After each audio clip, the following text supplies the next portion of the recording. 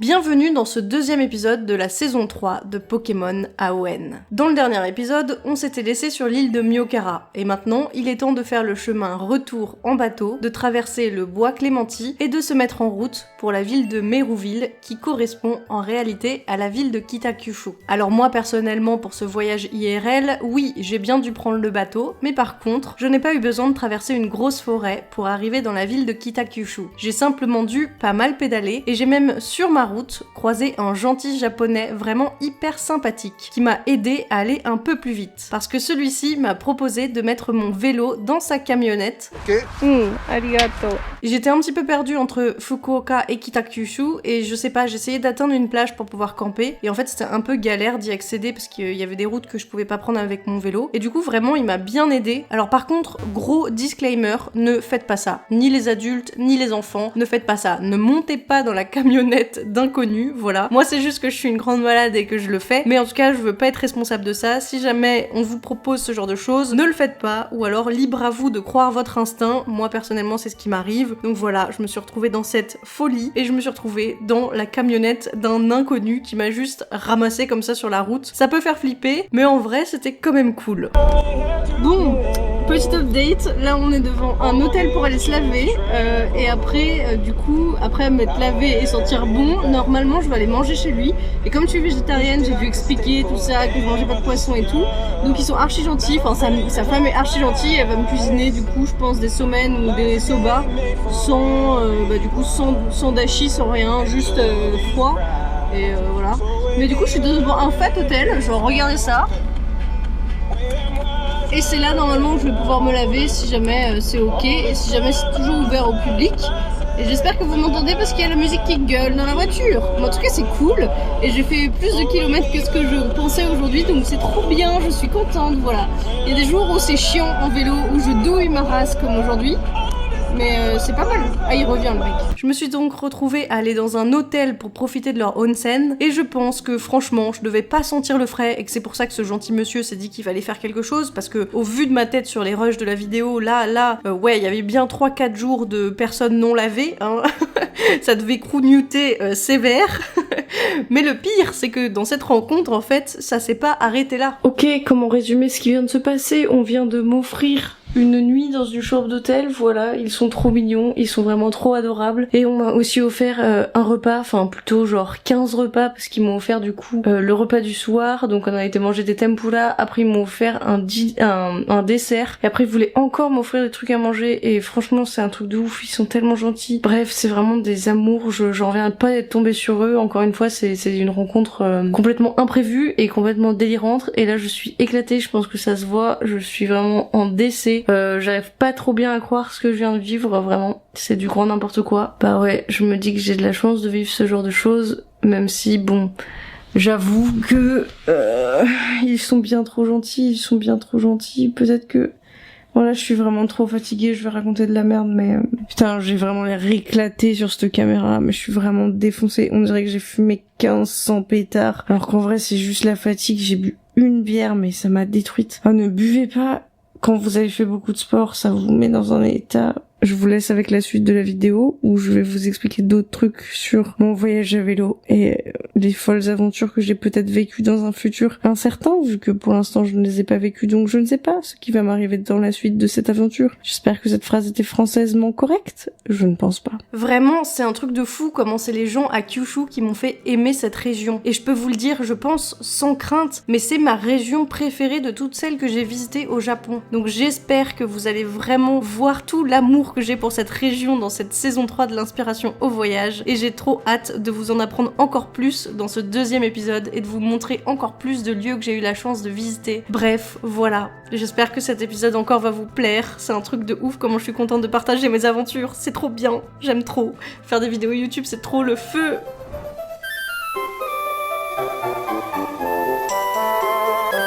Et je vous retrouve donc avec l'herbe cramée de mon grand-père que je vous présente ici parce qu'il a voulu faire cramer des branches là-bas, sauf qu'il a foutu le feu à toute l'herbe et que ça a failli foutre le feu à la baraque. Bref, je vous retrouve dans ce décor un peu cendré et noirâtre pour vous parler de Pokémon, et la première ville que je vais vous présenter dans cette vidéo, c'est la ville de Merouville, qui est en fait inspirée de la ville de Kitakyushu, et dès qu'on arrive dans une de ces deux villes, on se rend tout de suite compte que ce sont des villes vachement plus grandes que celles que j'ai présentées dans l'épisode 1. En effet, dans la réalité, Kitakyushu est l'une des deux villes les plus importantes de Kyushu, avec Fukuoka. Et Merouville est aussi une des plus grandes villes de Hoenn. D'ailleurs, elle marque un changement brutal par rapport à l'apparence des villes précédentes. Elle possède effectivement des lampadaires, son sol est pavé, et surtout, il y a beaucoup de bâtiments différents et de lieux intéressants à visiter. Donc oui, pour cette ville, il y a plein de petits détails que je vais pouvoir vous raconter, donc évidemment, cette vidéo va être longue, donc accrochez-vous, c'est parti pour toutes les explications. Déjà, il y a la présence de l'école Pokémon,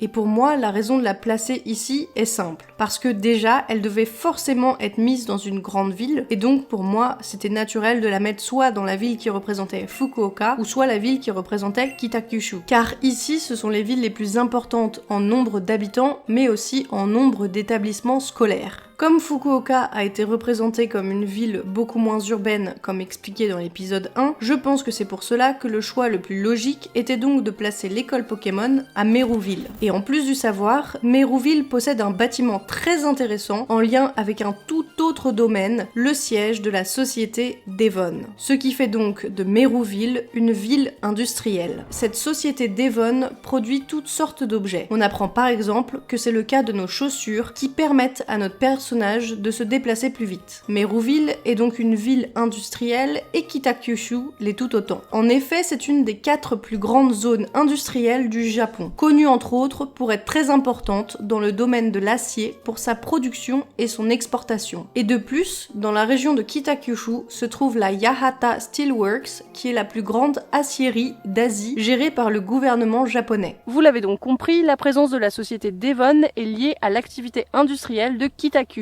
mais pas seulement, il y a quelques petits détails encore à préciser. Puisque dans le jeu, c'est le patron de Devon qui vous donne la possibilité de pouvoir utiliser la carte de Hoenn. Et ce détail est important car à Kitakyushu, il y a une entreprise connue pour la création de cartes et de logiciels de cartographie, la société Zenrin. Et cette société a son siège social qui est situé à Kitakyushu, qui est en plus de ça situé à l'emplacement présumé d'Ino Tadataka lorsqu'il a débuté son travail de cartographie de Kyushu pour la première fois. En effet, ce monsieur Ino Tadataka était un cartographe et géomètre qui a consacré 17 ans de sa vie à parcourir le Japon pour le cartographier, tout ça en utilisant son argent personnel. Et c'est notamment lui qui réalisera pour la première fois la carte complète du Japon en utilisant des techniques modernes. Et c'est pour ça que la société Zenrin a choisi cet emplacement pour son siège social. Et d'ailleurs, dans le même immeuble, si jamais vous allez à Kitakyushu, il faut savoir qu'il y a un petit musée là-bas qui est dédié à l'évolution de la cartographie au Japon. Et évidemment, pour les besoins de cette vidéo, j'ai été le visiter. Alors je vais pas vous mentir, c'est pas la visite que je recommande le plus au Japon. Il y a très peu d'explications en anglais et vous verrez juste des cartes là-bas parce que c'est un musée de la cartographie. Vous verrez bien sûr des cartes japonaises, mais vous verrez aussi des cartes européennes qui représentent le Japon. Et si la cartographie c'est pas votre grande passion, je vais pas vous mentir, la visite de ce musée c'est un petit peu barbant. Surtout que ce que j'ai pas précisé, c'est que c'est la première génération dans laquelle on obtient la carte de la région Ocitar. D'habitude c'est dans la première ou dans la deuxième ville du jeu, mais là Merouville c'est quand même la 4e ville de la région de Hoenn, donc ça fait tard pour recevoir la carte. Et pour moi ça souligne vraiment le fait que c'est un parti pris de la part de Game Freak d'avoir voulu nous donner cette carte en tant que joueur que à ce moment-là, pour toutes les raisons évidentes que je viens de vous exposer. Et d'ailleurs la société Devon, c'est fou comme il y a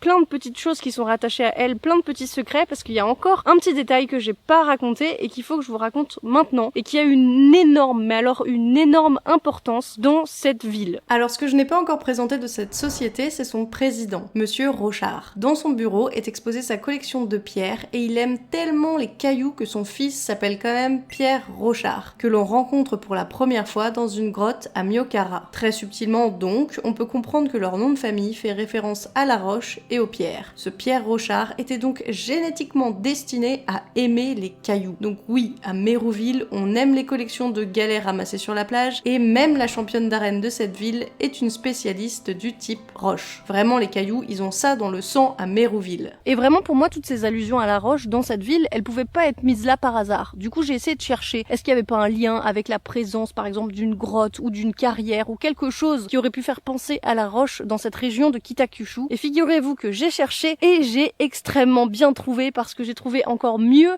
que ce que j'espérais. Au Japon, entre les villes de Fukuoka et Kitakyushu, il y a un petit village du nom de Nogata qui a une histoire assez particulière et qui a beaucoup inspiré les créateurs de Ruby, Saphir et Émeraude. En effet, dans le temple de Suga, à Nogata, est conservée précieusement une roche de couleur noire. C'est lors d'une nuit de mai 861 que ce fragment est tombé du ciel pour venir s'écraser dans le jardin du temple. Les prêtres, ayant compris que cette roche était tombée du ciel en la retrouvant dans un cratère formé par l'impact, décidèrent de la conserver. Pendant des générations, par transmission orale, les prêtres gardèrent précieusement cette pierre. C'est en 1922 que le responsable du temple la fit expertiser, prouvant alors qu'il s'agissait d'une météorite. Mais cette expertise restera inconnue du grand public et il faudra attendre septembre 1927 pour qu'une radio locale parle de cette météorite et de ses légendes. Cette émission fut entendue par un astronome amateur qui transmit l'information à un professeur du musée des sciences de Tokyo. Celui-ci partit directement étudier cette pierre mystérieuse et elle fut alors nommée météorite de Nogata et il fut démontré que c'est l'une des plus anciennes météorites retrouvées en lien avec l'observation d'une chute de météorites. Chaque année, à la même date, cette pierre est sortie de son temple pour une cérémonie dans tout le village et c'est le seul moment où il est possible pour le grand public de la voir. Et franchement, je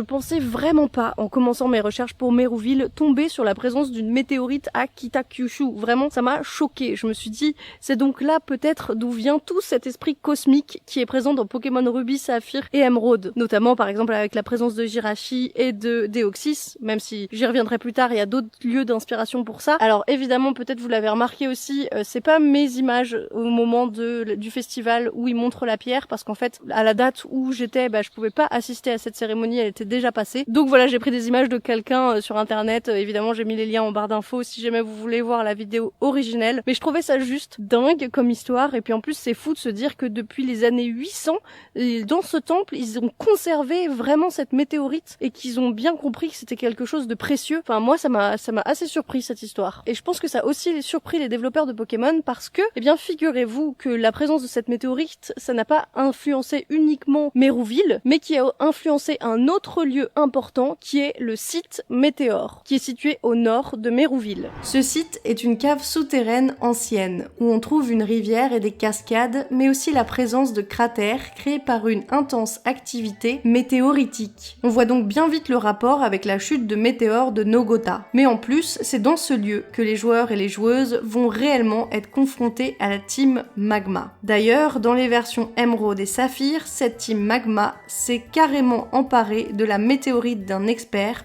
le professeur Cosmo. Comme je disais tout à l'heure, c'est très facile de voir que la météorite de Nogata a donc aiguillé les développeurs et développeuses à donner un côté cosmique et spatial à cette génération de Pokémon, jusqu'à même en venir à l'idée de faire apparaître une météorite dans le jeu. Et pour ce qui est de l'apparence de la grotte Météore à proprement parler, ils se sont inspirés d'une grotte présente dans la région de Kitakyushu, la grotte aux stalactites Senbutsu. Et là, il faut que je sois honnête, je n'ai pas été visiter cette grotte dans la réalité. Ouais, je sais, grave décevant. Alors avant que vous me jetiez la pierre, je tiens quand même à vous fournir des explications. Parce que oui, c'est de ma faute, mais c'est juste que je me suis trompée de grotte. J'ai bien visité une grotte, mais c'était pas la bonne. Donc les vidéos que je vais vous montrer là, je vous préviens, elles sont pas de moi, mais vous retrouverez toutes les sources en barre d'infos si jamais ça vous intéresse. Cette grotte, c'est une grotte calcaire, dans laquelle on trouve une source d'eau. Et y aller, ça a l'air clairement d'être une aventure très intéressante et vraiment très jolie. Mais personnellement, je suis une grosse débile, je vous l'ai dit, je me suis trompée de grotte et je suis allée voir la grotte de stalactite à Fulen. La grotte est indiquée juste là, sur le panneau devant moi. J'ai trop hâte d'y arriver. Je suis comme un petit goré, voilà. Je suis vraiment éclatée, mais comme on dit, on ne lâche rien, on y va. Putain, quelle idée de traverser la montagne japonaise. Là, on me dit 13,5 km à faire. J'ai déjà très envie de mourir et de ne pas du tout continuer. Mais bon, l'aventure c'est l'aventure comme on dit, hein. Petite jambette, il va falloir résister, c'est parti. Mais j'ai quand même envie de vous parler un peu de cette grotte. Parce que déjà, j'ai pas envie d'avoir genre 2 heures de rush pour rien sur mon disque dur stocké depuis quelques mois. Et ensuite, c'était l'été, et à l'intérieur, il faisait tellement frais, c'était trop agréable, j'avais envie de rester toute ma vie dedans. Surtout qu'en plus, j'étais toute seule, parce que je suis arrivée 30 minutes avant la fermeture du site. Et en fait, grâce à ça, je me suis éclatée comme une petite folle, j'ai pu filmer absolument n'importe quoi, parce que j'étais libre de faire ce que je voulais. Il y avait personne, il y avait pas de gardien, j'étais juste seule avec une lampe torche dans cette grotte et c'était vraiment trop le fun comme expérience.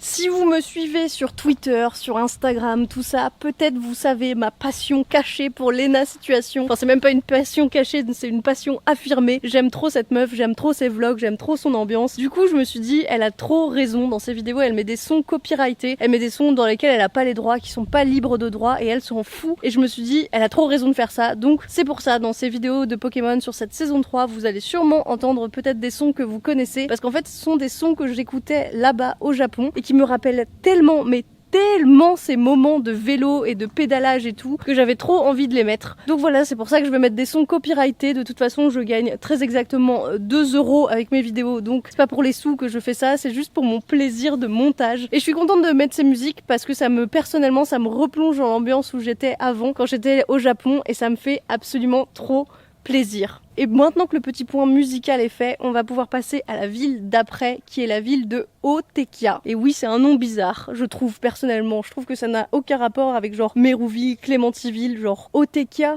Je trouve ça moche. Voilà, je voulais juste le dire. C'est dégueu, je trouve ça dégueu. C'est une petite bourgade située au nord de Hoenn. Elle n'a pas énormément de bâtiments et ceux présents ne sont pas très intéressants pour cette vidéo. Il n'y a pas d'arène dans cette ville, simplement une salle de concours de niveau super. Il y a aussi la présence de la maison du professeur Cosmo dont j'ai parlé un petit peu avant, mais ce lieu n'est pas son laboratoire, c'est simplement la maison où il habite. Pour trouver donc un peu plus d'informations, il faut se rabattre sur la localisation de cette ville. Si on compare sa position à la carte de Kyushu, on peut supposer qu'Otekia se situe vers Beppu et Oita. Pourtant, ces deux villes sont des villes portuaires, ce qui n'est pas le cas d'Otekia, qui n'a pas d'accès à la mer. Ce qu'on peut remarquer aussi, c'est que c'est une ville qui a une terre fertile au vu des plantations qui y sont présentes. Et la présence de ces terres fertiles est liée aux cendres du volcan, le mont Chimney, qui permet en fait d'enrichir le sol. D'ailleurs, la représentation des cendres du volcan sont représentées à l'est d'Otekia, car il y a un champ de hautes herbes recouvertes de cendres. Et c'est là d'ailleurs où vous pouvez capturer un de mes Pokémon préférés ever, qui est Spinda. Bon Dieu que je l'aime fort.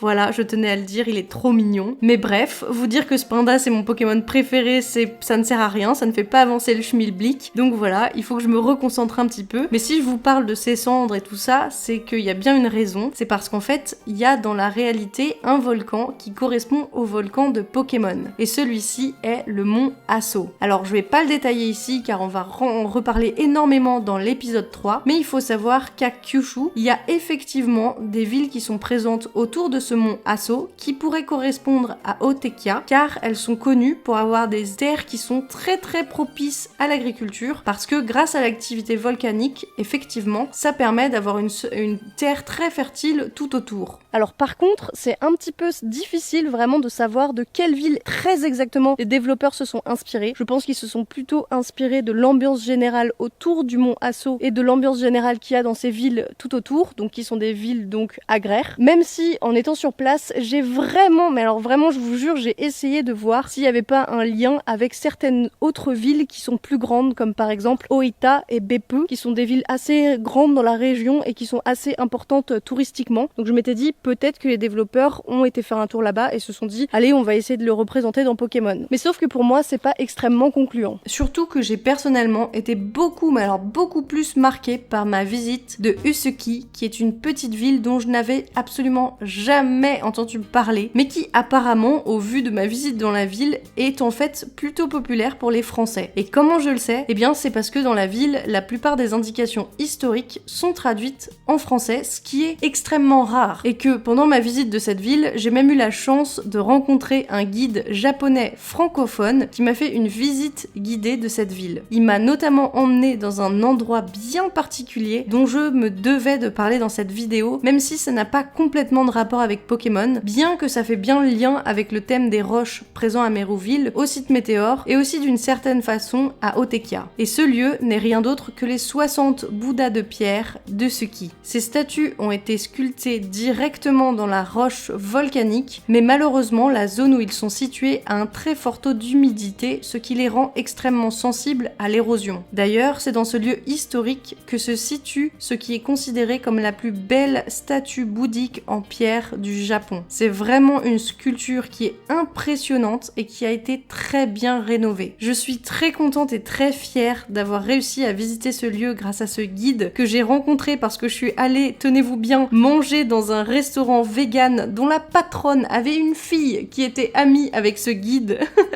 Alors oui, ça fait beaucoup de conditions pour cette rencontre, j'en suis bien consciente, mais c'est pour ça que je souhaitais absolument vous en parler. J'ai ouvert cet épisode en vous parlant d'une rencontre improbable au bord de la route avec un mec qui m'a prise en camionnette blanche, et là je vous parle d'une autre rencontre improbable que j'ai eue. Enfin vraiment, voilà, c'est pour ça que j'aime Kyushu, c'est pour ça que j'aime vous présenter cette région de Hoenn, parce qu'il y a énormément de petits détails cachés, et je trouve ça absolument génial. Et ce que j'espère que vous retenez de mes vidéos, en plus de toutes les informations sur Pokémon, c'est vraiment cette folie du voyage et cette envie de rencontre, parce que pour moi Kyushu c'était vraiment l'apothéose de la rencontre, de la gentillesse des gens et tout ça, et j'espère que je le transmets bien. Et franchement, j'ai trop hâte de vous montrer l'épisode suivant, parce que ça sera un de mes préférés, je vous l'annonce, voilà. Mais l'épisode d'après, l'épisode 3, vraiment, je vais vous montrer des paysages de dingue, des rencontres de fous, et j'espère que vous serez au rendez-vous. Je vous fais des gros bisous. J'adore progresser dans cette aventure pokémonesque, c'est vraiment le feu.